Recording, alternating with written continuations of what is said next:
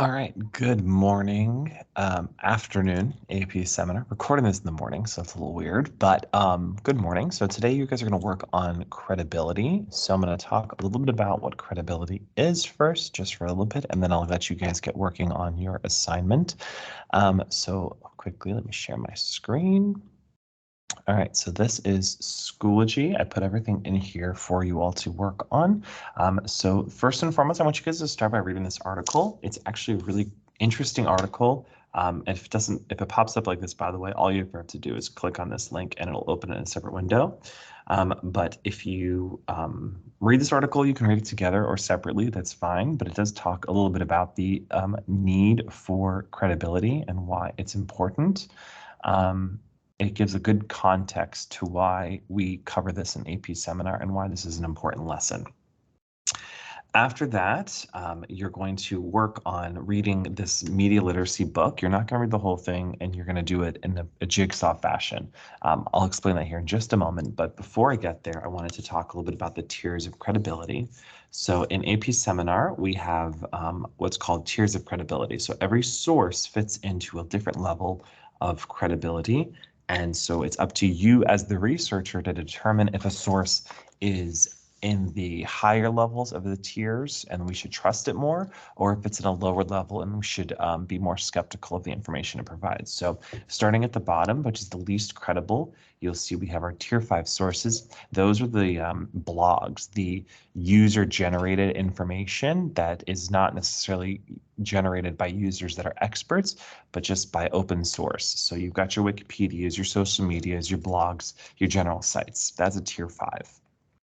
You will rarely use a tier 5 in this class. You may use it to start thinking, but a tier 5 is not something that ever will go into a paper or as some type of cited source. Next, you've got your tier 4, and this is what most people consume on a day-to-day basis. So you've got your popular magazines and your popular media. So this is not necessarily news media. This is more of the putting it in context of like an everyday. So instead of it being like the Dateline news or the evening news, this is more like the morning show where they're talking about celebrity and popular things. They're trying to lure readers in as opposed to inform them. They want to entertain them. So that's your tier 4 there. Tier 3 is where you get your informational reporting. So your newspapers, reputable news organizations. Keep in mind that oftentimes these will have biases, so we want to keep that in mind while we're reading articles that certain sites lean left, they lean right, and they're going to leave things out or add additional things to make their stories appeal more to their audience. So that's tier 3. And then these top two, the tier 2 and tier 1, are the ones that we'll deal with the most. So tier 2 is our specialized publications or government sources. So things that are published by the World Health Organization, things that are published by government agencies that inform the public, things that are like Pew Research that are just raw data, just informative information that doesn't really have assessments. They just kind of report out information, would be tier 2. And then your tier 1 is your upper echelon, and that is your peer-reviewed academic journals or books. And books has a caveat because some books are informative and then some books can still have a bias. So we just want to make sure we're using those peer-reviewed academic journals, or we're using academic books that are meant for information. And that's what we'll deal with the most. And we have a couple of resources at your disposal to help find these tier 1s.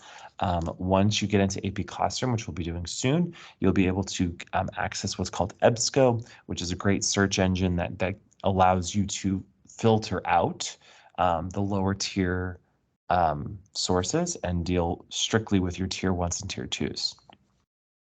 So that is the tier system. So what you'll be doing today is you're going to read this media literacy book. So I have it here. I put the descriptions here. So you're going to break into 3 groups. It means one person's going to be left out and working on their own, which I think you guys can handle. So rock, paper, scissors for whoever that person's going to be.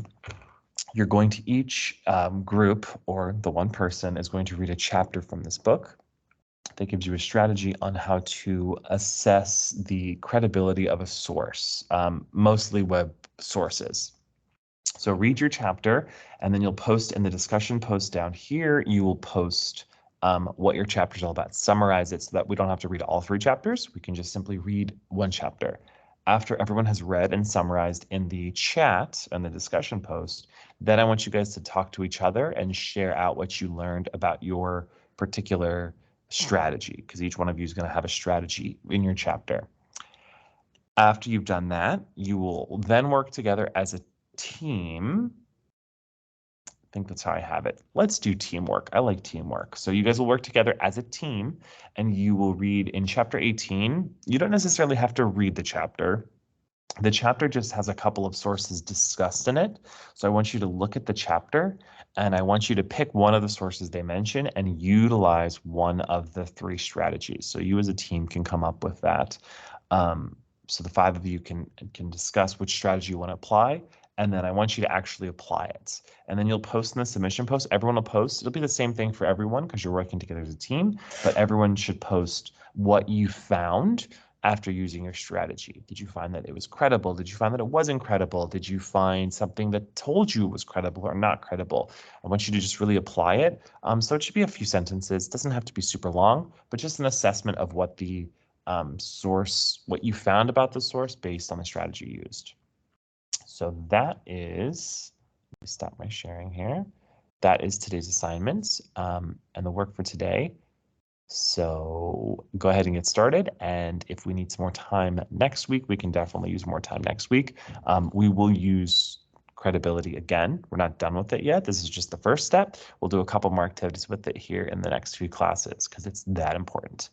If you have questions, comments, or concerns, feel free to reach out to me. I'll put a questions, comments, and concerns discussion post in the page as well, and have fun.